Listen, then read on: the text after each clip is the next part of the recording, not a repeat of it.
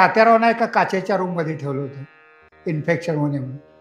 आईला काचेची room book केली होती. आई म्हणाली, आयुष्यभर शेतीत काम केलंय, कशाला मला काचेची रूम, पैसे खर्च करू नकोस. ही आई असते खरं तर, आई असते. लेकाचे पैसे खर्च होऊ देत ना, असं जिला वाटतंय ना ती असते. आणि नवऱ्याचे पैसे जास्तीत जास्त खर्च व्हावेत असं वाटतंय ती बायको असते खरं तर. ती म्हणाली, काचेची खोली नको, मी साध्या खोलीत राहते म्हणाली. साध्या खोलीत ठेवलं.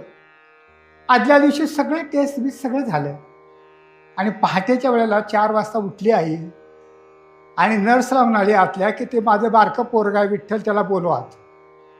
ते आत आलं. अगं आई म्हणाले, थोड्या वेळात ऑपरेशन होतंय, मोठे डॉक्टर ऑपरेशन करणार आहे तुझं. आणि मग असं म्हणाल्यावर आई म्हणाले, त्या ऑपरेशनचं बघू नंतर.